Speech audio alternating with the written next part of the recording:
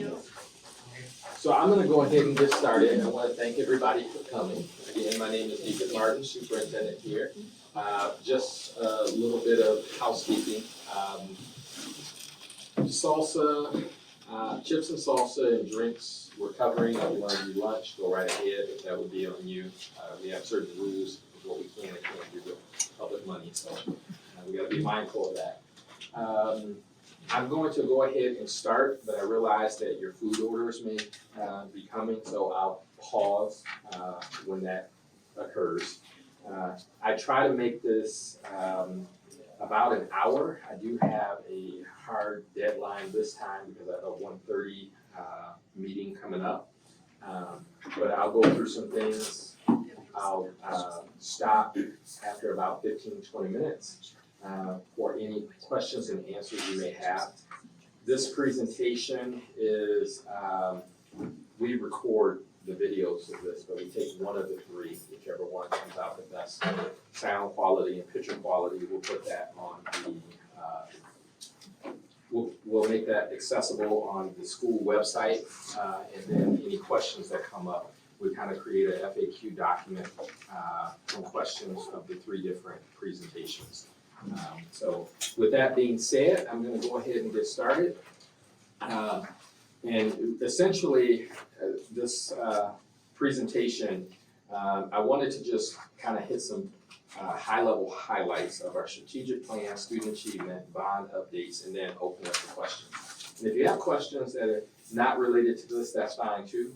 Our commitment is we try to answer all the questions openly and honestly unless there's a reason why we can't for, child federal privacy rights, or if we just don't know the answer, then we'll probably get your information and say, let us get back to you with that information. With that being stated though, going to the first one, a couple years ago we embarked upon a strategic planning process that involved over 200 student, staff, and community members, about 1,800 surveys, to develop a 5-year strategic plan that we put in 4 buckets: teaching and learning, whole child, whole community, fiscal sustainability, and organizational coherence. I'm going to kind of focus on the first 2, but I think overall what I want people to understand is we have probably been aggressive in terms of doing maybe 7 years worth of work in 5 with a strategic plan.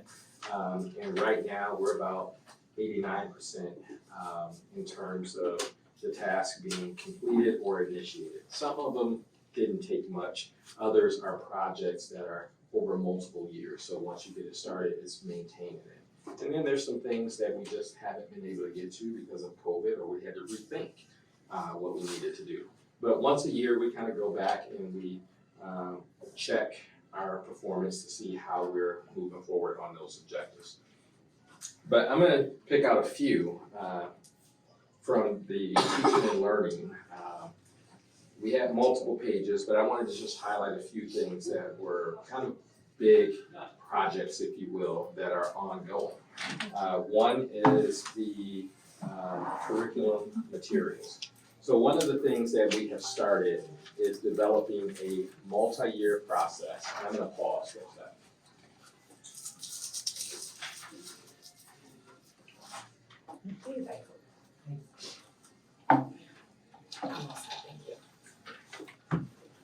So one of the things that we have done is develop a multi-year process to kind of evaluate our curriculum resources and materials and the things that the teachers need to do their job well. And we're taking that through like a cyclical process to look at it, review it, evaluate it, and determine if there's other resources or materials that would be more appropriate for our teachers to be able to teach to the state standards that our kids are going to be assessed on. And so we involve the teachers in that process. And the reason why I feel that's important is during the tough financial years of 2008 and after, when we saw kind of an economic turn down, our district had started to cut back in areas outside of the classroom. Those areas still had an impact. One of those areas, we kind of stopped adopting curriculum because in a given year, it could cost you maybe $200,000 to maybe just shy of $1 million to get all of the textbooks and resources that our teachers and our students use. And if you want to be a high-performing district, you really want to have a process every so often to, in my opinion, to evaluate what you're doing and can you do it better and what do you need to do it better with. And so it's not just the resources, but it's the professional development and supports around those resources. So we have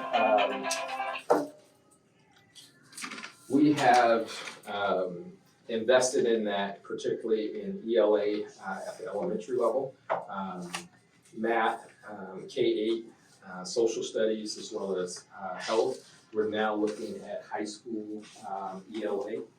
That's one that's currently under review. But we think that that's very important. We've developed a coaching model. This is kind of like in-house ongoing professional support and development of your teachers. So it's when you take maybe a teacher who's done really well and they're kind of working with other teachers to help them get even better. We have instructional support staff specifically for reading intervention. We've had that for a long time. Our math scores when I got here was kind of weak and we didn't have a set curriculum. So we've been kind of doubling down in that area in terms of the curriculum. But the other thing that we have done with some of our federal stimulus money is added more interventionists and more supports. So what does all that mean? If you go to this page here, a copy of the school presentation is on the website. But I think the question is, the proof is in the pudding, right?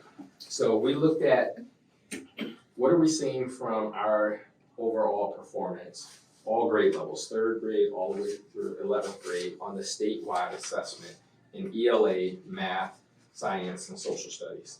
And then we said, because we were hearing constantly across the state and across the country, and you're seeing all these news feeds that, you know, because of the pandemic, student performance has regressed, students have lost so much learning, it's gonna take a while to catch up. Our story is different here in Caledonia, and I like to highlight that. So for a 1-year comparison of ELA, when you look at the first line, you'll see across the top is Caledonia, in the middle is our county. So this is kind of the average for all schools in the county, and then across the bottom is the state. So in the 1-year comparison, you'll see, and I know it's hard to read on this, but you can get a copy of this presentation on our website. For a 1-year comparison, we actually went up about 1.6% as compared to the county and the state going down. For a 4-year comparison, so we went back to see, well, before we started making all of these changes, before we even heard of COVID and the pandemic, how was our performance and how have we grown over time? And what you will see is that we went up 8.5% as compared to before the pandemic. The county went up by 1.5%, the state average went down. Then when you go to the next one, math, we went up by 4.7% in 1 year and 8.2% over time. And in both cases, the county and the state average went down. When you flip it to social studies, not all grades are tested here, just select grades in social studies. But you saw that we actually had a slight decrease as well as the county and the state for the 1-year comparison. But when we look at before COVID ever was a thing that we knew about in the 17-18 school year, we are now almost 4% higher overall in performance as compared to where we were before COVID, and the state and the county went down. Science, this one is kind of interesting in the sense that there's no multi-year data look, because there was a period of time where the state was updating the science standard and they paused the state exam. So looking at a 1-year comparison, the county, the state, as well as our district all went up pretty nicely as science is now brought back online as a state assessment. So I think the big piece that I want to speak to with the teaching and learning overall is that we've made a lot of changes, changing from K-4 are changing from traditional elementary to K-4, 5, 6, 7, 8. There was some intentionality behind that from an instructional standpoint, as well as social, emotional well-being and different things, and recognizing kids are different at certain points. But the upshot of that is through all of these changes, through 2 chaotic years with COVID, we still was able to keep a focus and actually perform better than expected by all of the experts who were saying expect depressed student scores. And that is generally the trend that you're seeing across the county, across the state, and across the country. So I think that's something that we should all be proud of. Next, I'm going to focus on the whole child area of the strategic plan. And again, I'm just picking a few, because there's like 117 different things that we've been focusing on over a 5-year period. But some of the things we've looked at doing is increasing the supports in the school district. So we use some of the federal funding to add 2 nurses, develop a partnership for mental health support and access for families and students who need it through Pine Rest. We've established a wellness sex ed advisory committee, which was required. We just hadn't done it in a while. So when we did it, there was a lot of community uproar, like, what are they doing? We're just evaluating what we have, and if we need to make some changes, we make some changes. So we went through that, and that actually not much changed out of it. It was a group of parents, educators, and I think we're required to have a clergy according to the state regulation on that. So we had a local minister on that committee, and they essentially came out with the same thing we already had, which is fine. We were just trying to evaluate our process. We also have developed a 5-year athletic plan. So I think a lot of times people think things just get better. We kind of noticed kind of a cultural mindset that we didn't like with our students, with our community. And it was kind of, oh, woe is us, we're in the OK red, we can't compete. And we were like, we don't want that mindset in the classroom for students. We don't want that mindset with the band. We don't want it for art. We don't want it for athletics. So we kind of set out intentionally to say, what is it that we have to do to improve our athletics, from facilities to culture and mindset? So some of our students were sent to various things that were kind of like helping the kids develop a skill set for teamwork, collaboration, and leadership, as well as incrementally, when we could in the budget, we would add more support for athletic training and conditioning to make sure that our kids are ready, because we want them to do well in whatever chosen area that they like, academic to athletic. So we're starting to see some fruits of our labor paying off. And I know people think I'm talking about just football, but no, in track, I think last year it was like, hey, for the first time, we actually beat East Kentwood in a track meet. First time ever since we've been in this conference. Oh, our girls volleyball team actually placed 2nd overall in the conference for the first time ever. Like right behind Rockford. Our football team is getting better. But there was some behind the scenes intentional decisions to try to bring about more of a mindset academically, athletically, and in all areas. We have been trying to invest in what our students and our staff need to get better. We're a good district, but we always are seeking to get better. Specifically, one of the things, capturing kids' heart. This is a pretty expensive training, and we made it available to everyone throughout our district. Every secretary, bus driver, custodial worker, teacher, administrator, and I think we had about 75% of our staff go through it. The other 25% will have an opportunity this coming summer. We even paid for our staff to take this, because one of the things that we're interested in is developing more of a positive culture in our school. We want all kids to feel like they're accepted and treated with kindness, dignity, and respect. And what we've been seeing is what I think the media calls the culture wars. And we don't try to get into the politics, even though people try to bring us into the politics. We're saying that the kid comes into our system, regardless of what's going on. We want to make sure that they are safe, they are protected, they're well educated, they're given the things that they need to the best of our ability to be successful and to stay out of some of that. And so this training was, I think, critical to help our school staff to kind of reset of what's most important. And so it can't be more simple than titled Capturing Kids' Heart.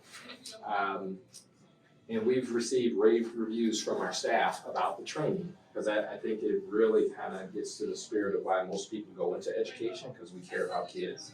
And they put that to the forefront, like this is what we're about.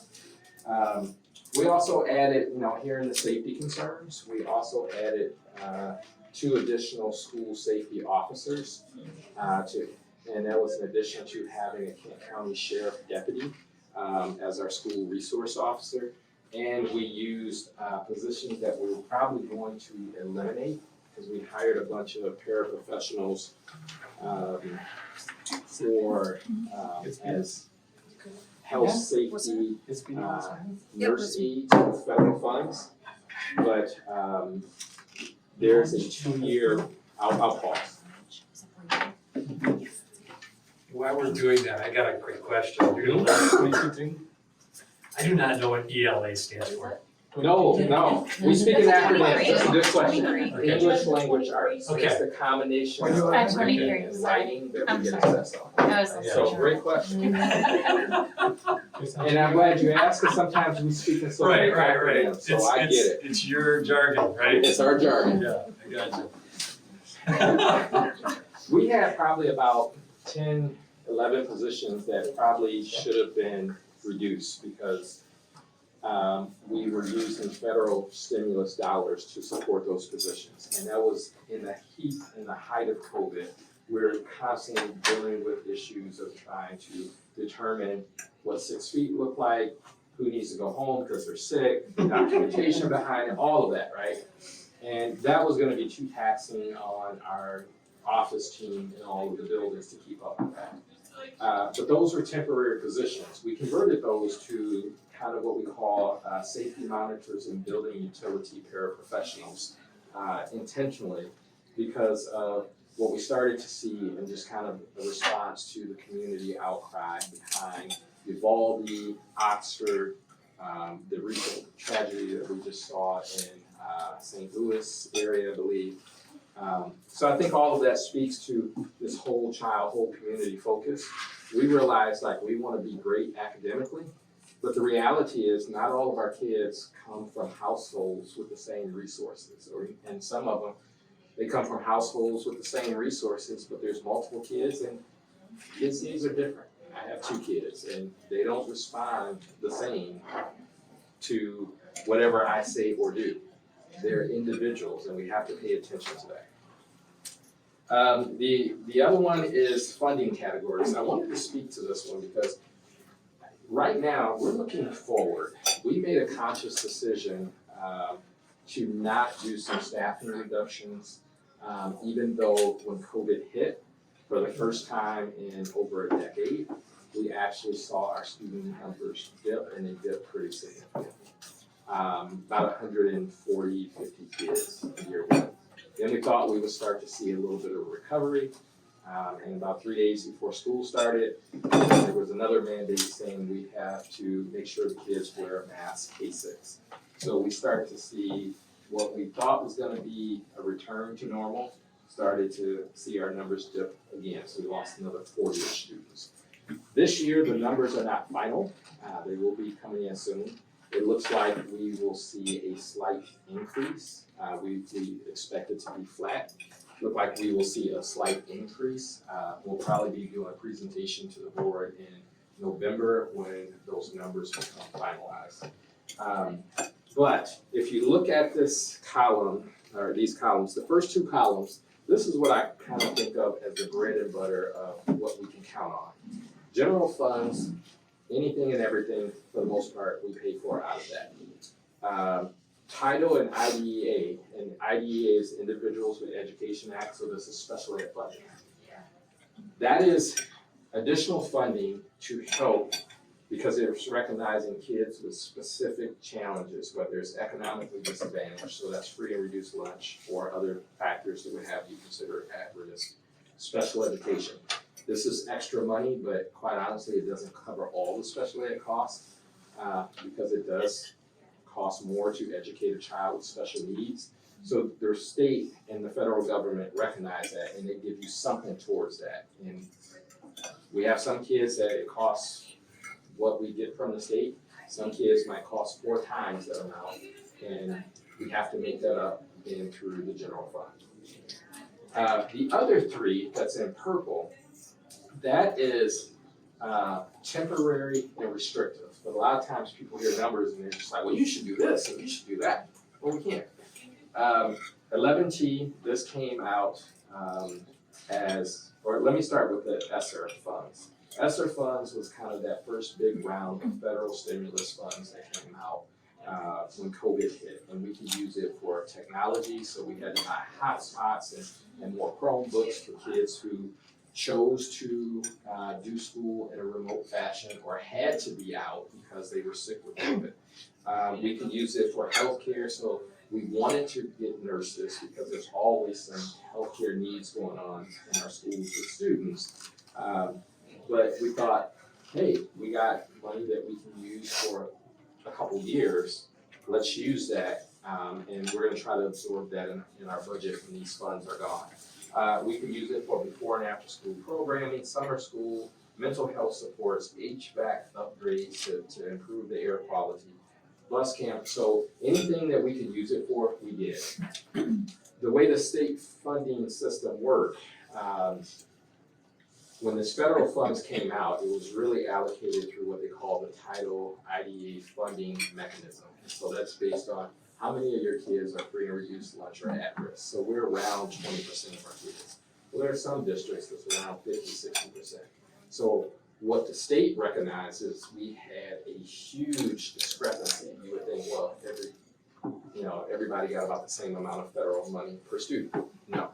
So there were some districts that were getting $50-60 million, and we were like, to use over a period of time, and we were like, we get 4, we get 5. So they came out with 11T to try to give a little bit more to some districts like us, because we didn't get as much as everyone else. But regardless of the amount, it has about a 3-year shelf life. There's some federal discussion about extending it 1 more year. And it's restrictive of how we can use it. So we've made some decisions, and where we should have laid off staff because we have less students, we said now's not the time. We need to invest to make sure that we don't see that regression due to COVID. And we also recognize that there was a lot of social, emotional, mental health needs that were even more prominent coming out of COVID. Moving forward though, we're gonna have to make some adjustments if those student numbers don't come up, but we're in a good place until about 2024. Then bond funds, I'm gonna talk about bonds, but that's another area where we were fortunate to pass a bond at about $88.1 million in 2020. The numbers came together in 2019. It's about a 6-month process to get it approved to the state and do what you need to get it on the ballot. And we thought, hey, when it passed and COVID hit, prices are going to go down. So we're going to be able to get like $98 million worth of stuff off 88, because our original bond, the request came in around 96, 98 million. But the board said, we are kind of a fiscally conservative community, so we cut back the bond to get it under 90 million. So if you flip over to the next page, you'll see that I think the entire country and the entire world got surprised that we saw this huge price escalation due to supply chain issues and other issues. So without reading through all of those, the very bottom number is kind of the labor cost that is about 18% higher today as compared to when we passed this bond. And the top was the diesel fuel, so the trucking to get things here was up about 237%. In aggregate, it was about a 42% increase. So it created this problem where you see the completed projects, we were on a roll, we were moving. about $15 million worth of projects in the first summer. And then we started to see this sharp but ongoing upward cost. So we asked them to move up by a full year the planning, the architectural design for Dutton, as we were already deep into the process for the Cal Community Center. That project went up about $6 million. Part of it is we made it a little larger to get our own community resource program in there. The other part was cost escalations. A couple months later, in terms of the process to develop and build, was the Dutton Elementary. And what we saw with Dutton Elementary is that that cost is has moved from like 21 million to 31 million. And with everything increasing about 42%, we basically came to the conclusion that there's no way that we're gonna be able to complete the projects as originally designed. So our board, and I'm on the next to the last one that says bond 2020 and new supplemental bond. Our board has tasked me with going out to the community for a supplemental bond to build a new Dutton Elementary as originally planned and make sure that we try to do that facility right.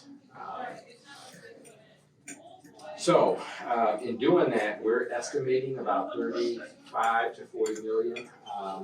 If we pass a bond, a supplemental bond in the spring of 2023. We're also reconsidering other projects because by not doing Dutton now, there is some additional money. But what we saw before is, okay, we saw an increase in the Cal Community Center. And that increase could have been more than 6 million. We started cutting some things back. There were some other projects that we just deep six and said, we're not gonna do it. So now we're trying to reevaluate, can we do those projects with the money that was left over? Because Dutton was going to, if we canceled all of the projects and tried to do Dutton, still we're not gonna have enough money. And we're gonna have to raid our general fund and support everything else, and our bank account, if you will, which we call, in a word, fund balance. We were gonna have to take that from our fund balance at a point that was gonna be dangerously low. So we decided we're gonna do all the other projects to the best of our ability. We're gonna go after a bond, focus on Dutton, and if there's anything else that we feel that is necessary, we'll do that. Because now we have the capacity to go after another 125 million for 0 mil increase to the taxpayers. With that is my story, other than here's the website for our bond page. If you have a question that you think about later that I can't answer, you can always go and get the updates there. You can always submit a question. And there's a team of people who are on the bond team. They'll get that question, they'll give you a response. Now, open for questions. I think I got it in my 25-ish minutes. And there can be questions related to this. It can be questions of things you heard outside of this, and I'll do the best I can to answer. I have a silly question. Behind the high school / Emmons Lake, I guess there's that path that that whole development takes to get to school. the Yes. kids to school. Only 50% of the lights are working. Yes. Super dark. Yep. Do you know how or who I should contact to see if we can get that fixed? So you can send a question through that bond page, Okay. or you can contact Matt Hess. He's Okay. our Executive Director of Operations. So Okay. he's kind of over transportation as well as maintenance custodian. And I can tell you now that he's actually already working on that. And so when Okay. we talked about the other things that we're Okay. looking at, Yeah. we met 2 days ago. And he was talking about some of the light poles that they have added or tried to fix. Yep. But he wants to try to do more because he's already noticing that there's some dark spots. It's super dark back there. Yeah, and so I don't know all the areas that he wants to do, but we were just having this conversation about trying to add more lighting along some of those walking paths. I think some of that fell within the range of supply chain issues too. I think there were some of them that he couldn't get. Yeah. So that they were trying to figure out if they could switch to something else, but they had to change certain things to switch. Cause we had a discussion about lights inside the high school too, in one of the gyms. Yeah. And there's a bunch that are out, but they can't get replacements for them. Yeah, it's just, I was walking back there the other morning, and like there was kids on their bikes, Yeah. pitch black, and I didn't even see them coming, and I was like, how are they riding their bikes? Yeah. So, yeah. So that is something that we're discussing, and it's like, can we do that out of the additional funds here? Do we add that on top of Dutton to make sure that we get that corrected? But I don't know where we're gonna end in the process, but I do know that's already on its radar, and if you need more specifics. No, that's fine, I was just wondering, I didn't know if anybody goes back there and notices how dark it is back Yeah. there with all this Yeah. stuff. No. Yeah, it's really It dark. wasn't a silly question, it's a good question. After the football games too, it's really dark. Oh, yeah, afterwards, yeah. Yeah, that's when you notice it, I think, a lot, or I notice it, at various sporting events, when I go through and I'm walking through there and you see kids or whatever, it's like, yeah, this is, There was a maintenance truck back there the other morning when it was super dark. I don't know what he was doing back there, but he was driving back there. And I almost tried to stop him to say, does anybody recognize it? Like, it's really, really dark back here. Yeah. So, yeah. so that is on the radar, but again, come on in, you're welcome, come on in, sit wherever you like. But yeah, other questions? I had a question, Yes. we're newer to the Caledonia with the handbook. Mhm. So it existed. It's not online anymore, and last year I asked about it. 'Cause For, it was not real detailed. for which school?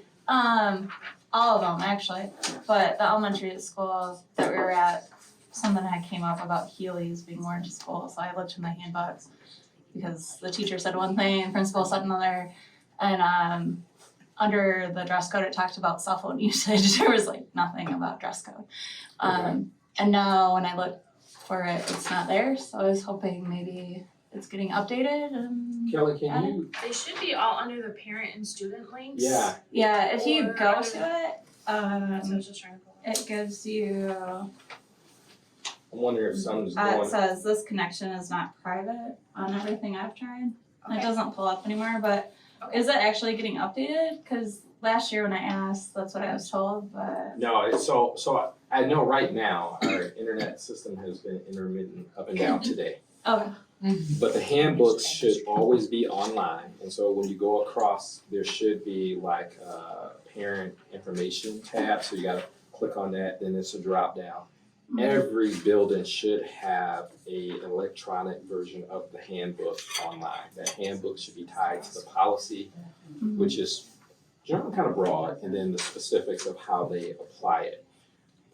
What they do, or what they did, or what we started last year, is we take that to our teaching and learning committee, and they talk about anything that they need to change within the policy, and they kind of take it through that committee to update the committee, which 3 board members sit on, as well as my director of elementary over there and my new director of secondary, Dr. Diaz, over here. So they work with the principals to make sure that they update those. The updated ones should be put on the website every year.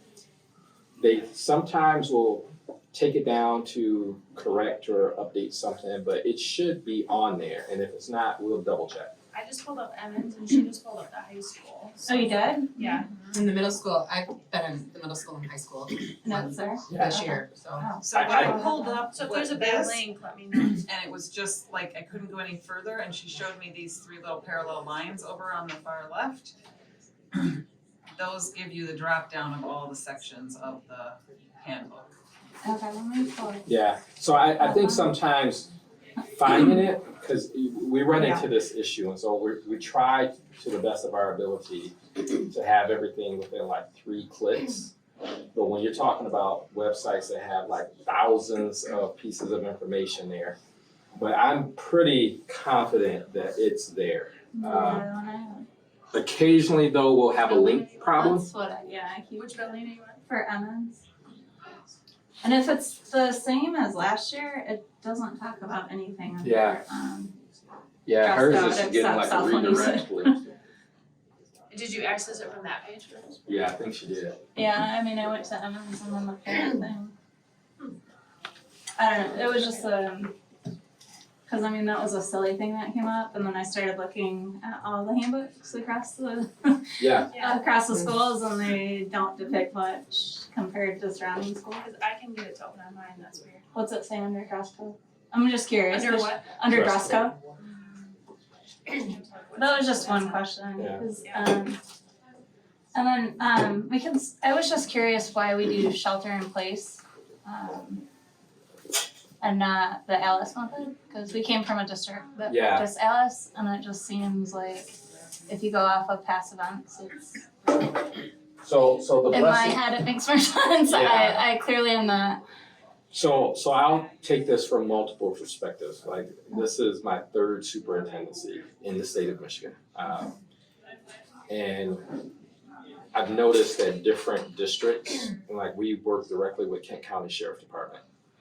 What they recommend is different than what other counties or areas recommend. So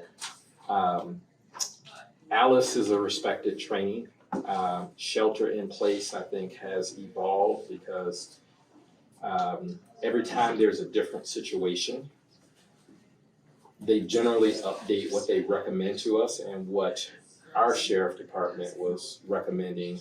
In some cases, they're like, we gotta be careful that we're not just running outside because active shooters are getting intelligent. So if you go all the way back to what was supposed to happen in Columbine, they were supposed to do something, have the people run outside and then start shooting them there. So why it was recommended and we do one over the other, I don't know. In different places where we've done Alice, we've done shelter in place. There's some good logic behind both of them. But a lot of that we work with, like we have a national expert who live in our community, and he was there helping Oxford redo their stuff, but he's a national school safety expert, former Secret Service agent. We had our Kent County Sheriff Department, and we have a committee of people who every year look at our protocols.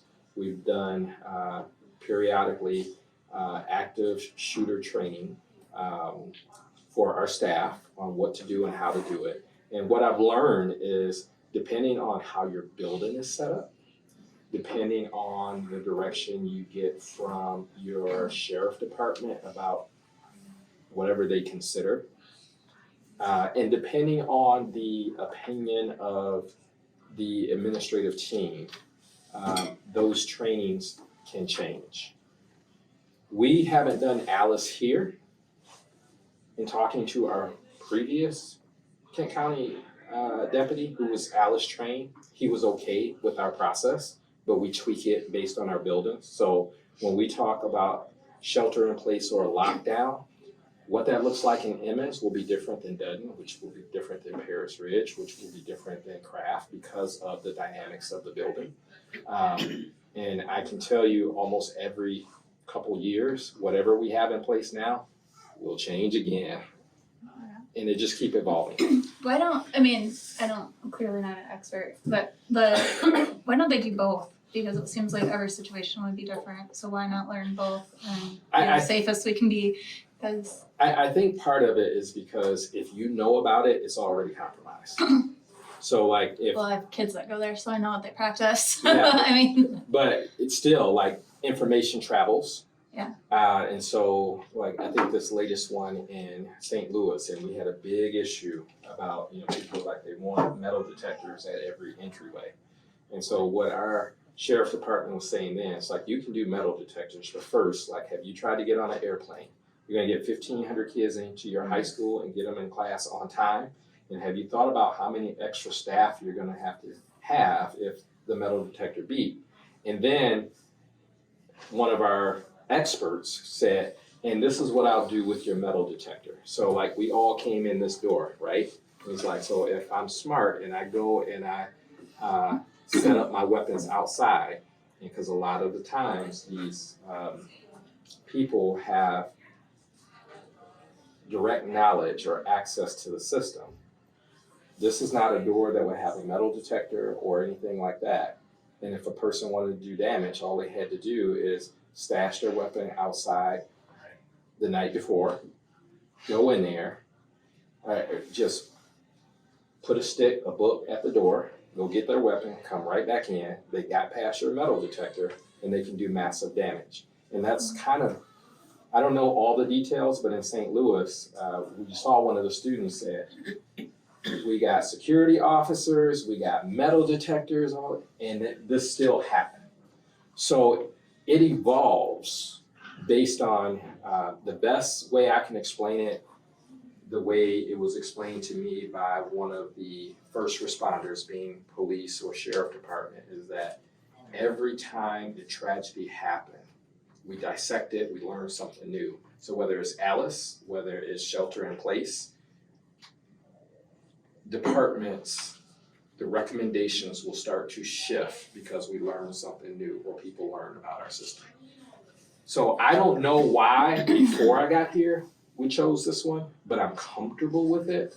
And I know that we review it. We just had less than 2 months ago, another agency outside of the Kent County Sheriff Department come and go through every one of our buildings and give us an updated list of things that we need to think about, from the hardening of a building to what to do in a lockdown, because we had to take them through, this is our process, we're gonna practice one, this is what our people are doing, this is what they should do according to the documents that we have.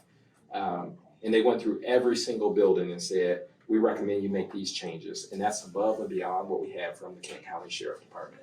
So we're gonna keep evolving, but it doesn't mean that when Alice or some other training, we're gonna immediately shift to something new, because I think we have to be smart and methodical, and we also have to say that if something happens, we do everything that we can to protect life until the first responders, cavalry, get there and they take over everything after that. And so we work with them to say, this is how this building is laid out, what would you recommend? So in some cases, Alice don't work in some of our buildings because of the logistics of the building. In other cases, it will work great, but we all have to have a similar system. So that our If first there's responders different- know what's going on. If there's different situations, I just don't understand why they don't do both. Because then you're ready for I don't know. anything goes. I'm just Yeah, wondering why no one ever has. one of the things that I'm hearing, and I'd love to see it, is, and I don't know how true this will be or how fast it will go, but I do get to interact with the sheriff or others in the sheriff department, and they're kind of thinking, like, from a county perspective, should we all be on the same system, whatever that is, so that when these people come in, because if you're coming into Byron Center and they're doing Alice, and you're coming into here and we're doing shelter in place, and you're going into another one and they're doing something different, we as a school district are not going to be trying to take down it's gonna be your sheriff department. And so I think there's starting to be some discussion about what does that look like for everyone, so that we have a level of consistency, and how does that play in with, any type of regulations or requirements, even down to the type of radios that we use, believe it or not. So I expect this to continue to evolve. I'm not the expert, and I don't wanna say why Alice over shelter in place. I do feel comfortable because since I've been here, we have one deputy retired. We hired him back as a school safety officer. We have a new deputy, and we had an outside national expert come in and review. They're all pretty comfortable with what we have. They've recommended that we make some changes again. We're gonna do that. But it's gonna be on the expertise of law enforcement and not the expertise of me or even some of my staff, not to disrespect what they bring to the table, but ultimately, if something occurs, that's who we're gonna be leaning on to help. And so that's where the guidance we follow. Yes, ma'am? I have a question on the, so we're from the YMCA and obviously we're in the schools. and this is just throwing this out here, but we were kind of hoping that maybe we could be a part of that training in the future so that we're on the same page, I mean, that we're in the schools. That's a good point. Because I mean, like, we're able to meet with Whitney and James and, you know, get the information, but just to be on the same page and know exactly what you guys are doing so that we could do the exact same thing would be beneficial, I think. Okay. Just So, something to think about. no, it's a good point. And we'll have to look at that as well. But I think that another reason why things change, you know, so you said the key thing, your kids go to our school and you know Alice. Let's look at this St. Louis situation. He graduated last year. He knows what the school is gonna do because he had to go through the drills, right? So no matter what system you use, I think what I've learned over time is that schools were built to be schools, not fortress, not prisons. And so, you know, one officer said in a very crass way, he was like, I can guarantee I can keep your school 100% safe. But then I'm gonna tell you to build a building that's cinder block all the way around with no windows and one way in and one way out. That doesn't sound like a school, that sounds like a prison. So he was like, whatever we do, we're going to have to adapt and evolve whenever we learn something more. Because you don't send a kid to a school without windows or elementary kids without playgrounds. And we're just in a sad spot in this day and age in our country where we're gonna have to keep evolving every time we see these tragedies and learn more about how to keep our kids safe. We are committed to doing that. It is a pretty regular review for us. And we are relying on the expertise of our Kent County Sheriff Department, as well as taking the extra step in working with the outside national consultant, and we have them talking to each other so they know what's going on.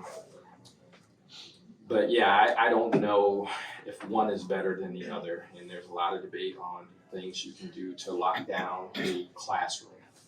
But in some cases, our classrooms, oh yeah, you can buy this device. That was the rage a few years ago, and every time we have an issue, oh, you get this and it locks down the door and that happens. And then just, let's say if this is our classroom, right? And that's the door. You can get through that window. So that device might sound good and make you mentally feel like, yes, this works. And so we did that through our high school. And it was like, okay, you're gonna buy this device, you're gonna bolt it into every single floor. And that's great because this one has a door and you don't have a window from the hallway. It works. And then this one, this has a window in this door, and not only does it have a window, on the side of it, this is a big old window, so you can lock that door, I can still get in. Every school is gonna be different, every situation is gonna be different, which is why we have to keep evolving and reviewing our protocols and changing, quite honestly. As long as it's getting reviewed, I just, coming from a place that did it a different way was, Yeah, I don't know if I like the sitting there approach. In my head, it just doesn't Yeah. seem as, and I will say this, I think there's a misnomer. It's not just a sitting there approach. They're kind of like, they want you to flee, but be smart about it. Like you don't just run out now because you could be running into a trap. You don't stay in an area that is unsafe. But if you are in certain rooms, you do sit there because it's probably gonna be the safest place in that particular building or that room, depending on how things are set up, that people probably can't get in. So it's not just that simple, like you stay there, because in some places it's gonna be like, you stay there, you're gonna be a sitting duck. So you need to look to, try to flee first and, barricade if you have to, fight if you have to. It's not quite that simple, but it could be in a situation where, yeah, this is the perfect room. There's no window here, there's no window here, and it's a door and it's a big wooden door, or it's a wooden door with a window that wide and that tall. And all you have to do is put something in front of it, lock that door, you're barricaded pretty safe. That's a good, safe place to be because most of the time what they're finding with active shooters is if the door is actually locked, they move on to the next one because they're really after mass carnage and not trying to break down a single door. They'll go to the next one that's unlocked. So it depends on where you are, and which building you're in, and what the protocol is for that place.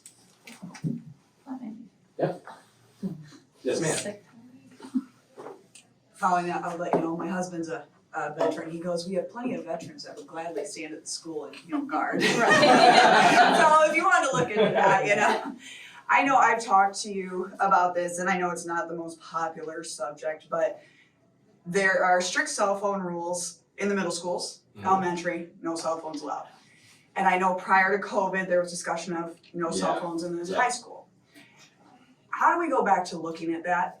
Because I think we've all seen social media is very, very dangerous. I hate it. Me too. I mean, it's good for some things, like when you do catch active shooters, there are some positives, but there's a lot of negatives. And it seems like more negatives, especially with high school, whatever. Yeah. I have 5 kids, they're all gonna be coming up the age 3 to high school 14. And how do we go back to looking at that, at possibly putting more strict rules on the cell phone usage in the high school?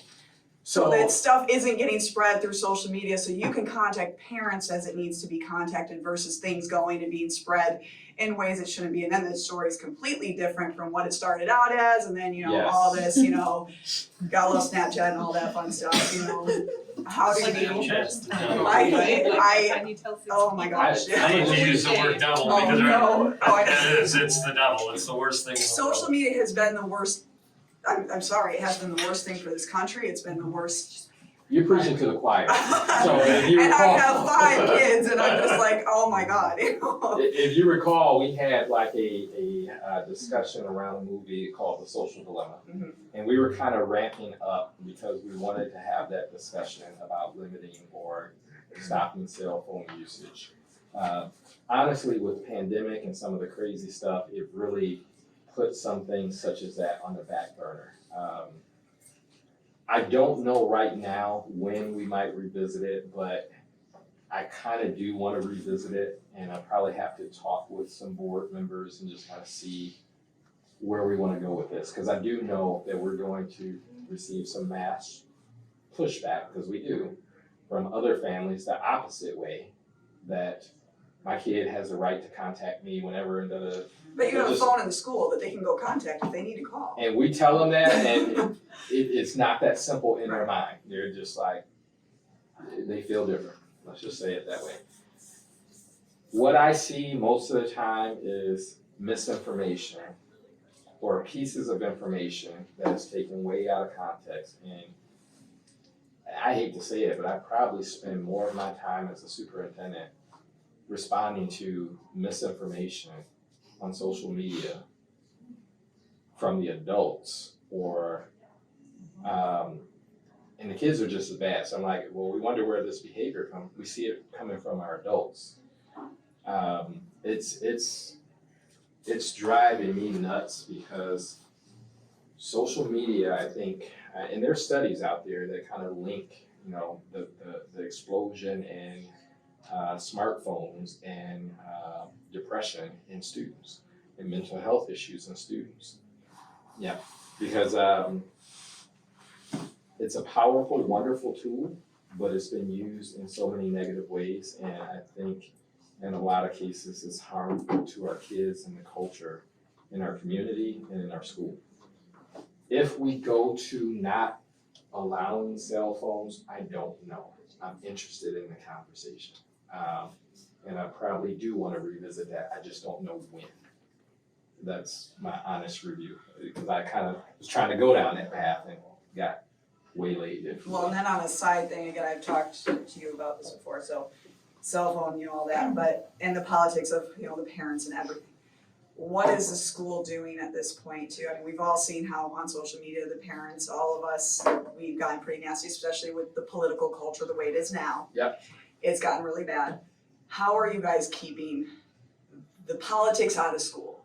School is school, it's not a place for the politics of what, us parents think, it's our job to teach the kids, our kids what, Yeah. We believe in everything at home, but school is to get an education, not what the teachers' politics are, not any of that. What are you guys doing to keep that out?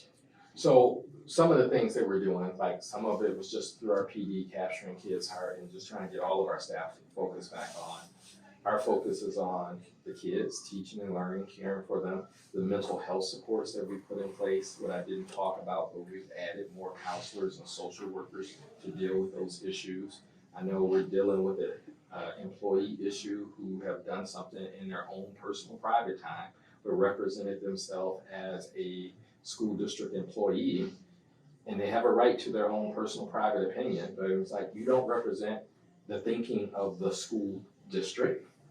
Like the official spokesperson for the school district would be myself, or an administrator that I deem for something. The official school spokesperson for the Board of Education is President White. But sometimes people do their own thing, and then they will send a context that is inappropriate. So when we see it from an employee, we first have a consultation with them. But if it's too bad, we take other corrective action. I'll leave it there.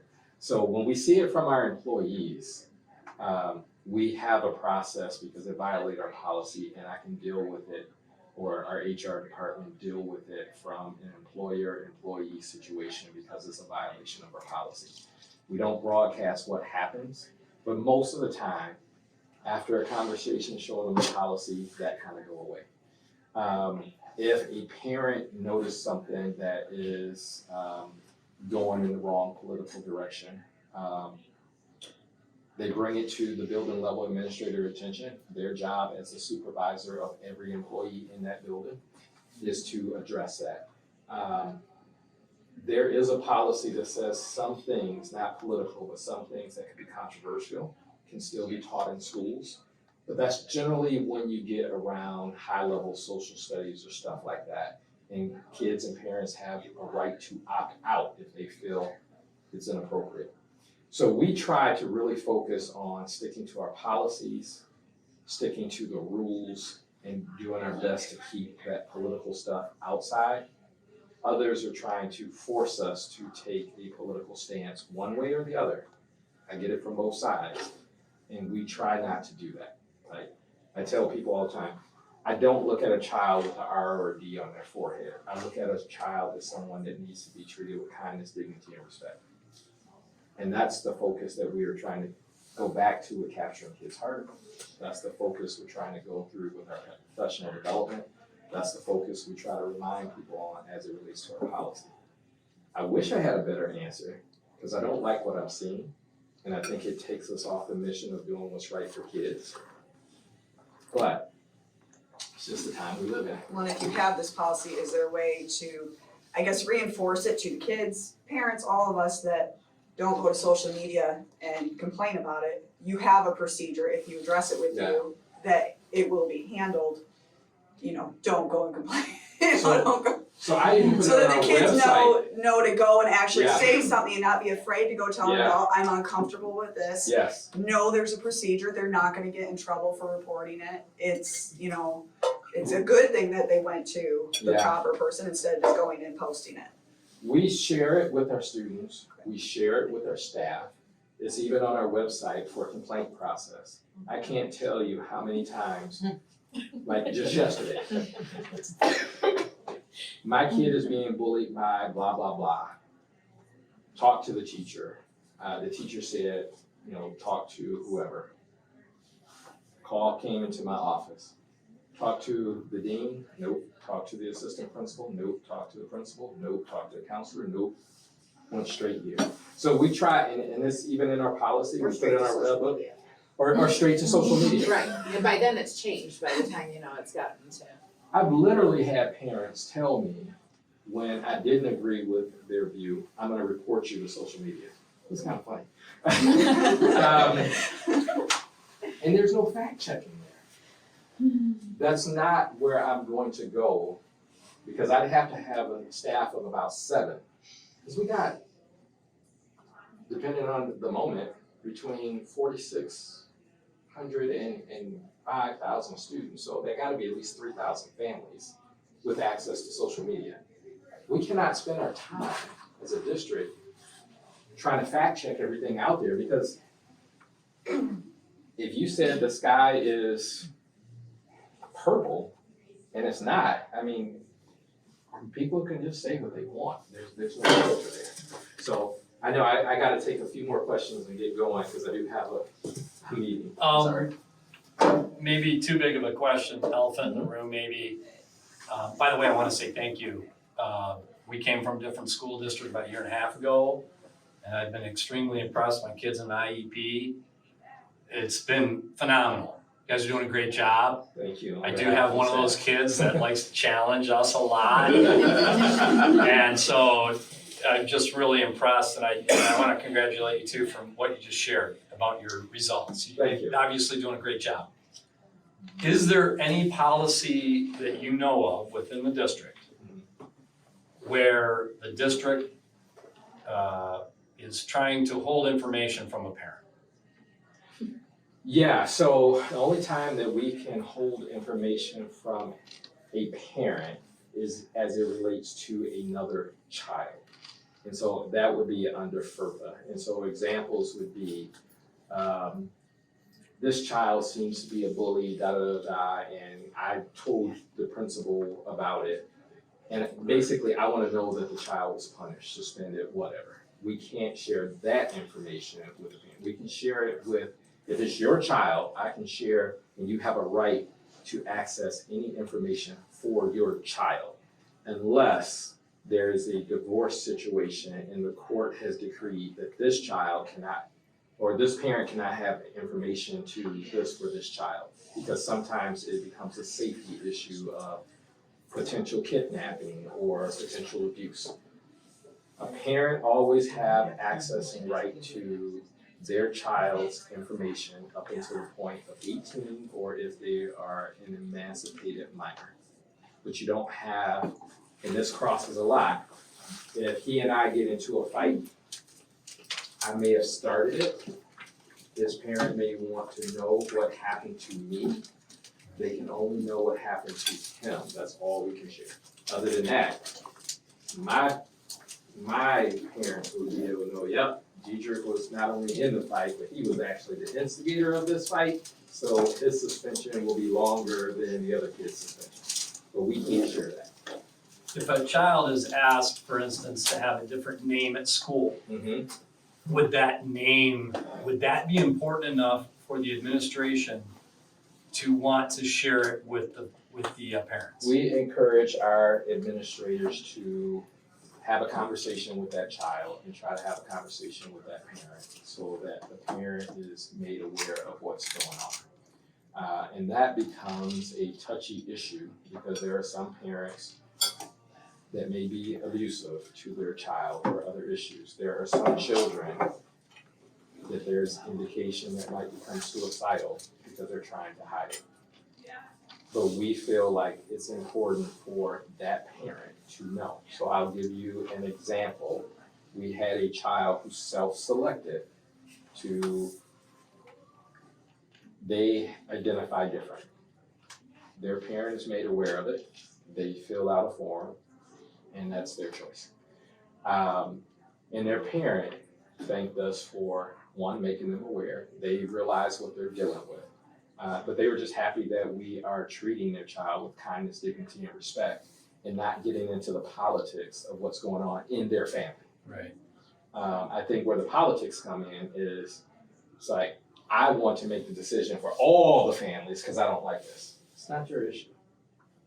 If it's your child, you have a right to know anything about your child. Thank you. You don't have a right to know anything about other children.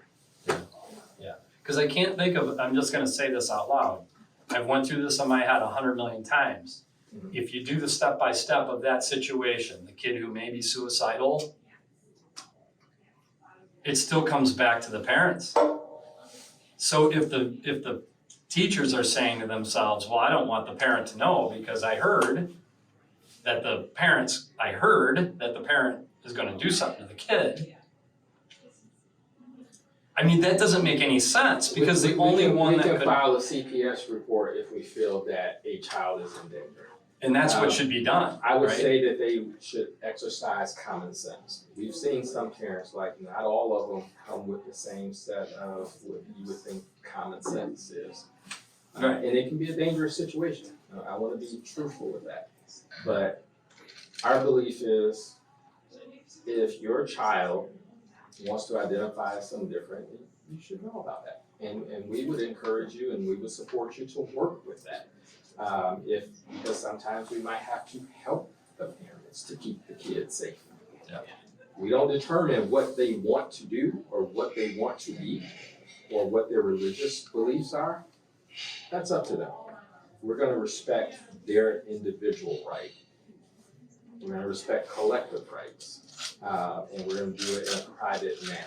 And I think where we get to the issue is people want to have parent rights to the point where it trumps other parents' rights. So that's like, let me tell you how you should raise your kid. Right. And I don't like cell phone usage, and therefore with social media, I don't think you should be giving your child a cell phone. That's not our focus. Yeah. We stay out of that. Good answer. I like your answer, but I will say this, there is a new board member that is saying that that's not the case. A new potential board member. Yeah. I can say that I'm 7'2". Right, You can say anything. I know. And I don't know who you're referring to. I don't know if it matters, like there's certain things that bother me, but I can't control it.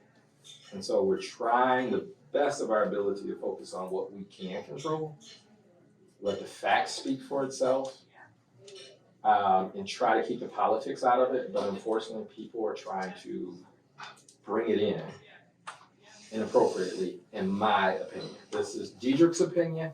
I'll say clearly in front of my board president, I'm not speaking for the board.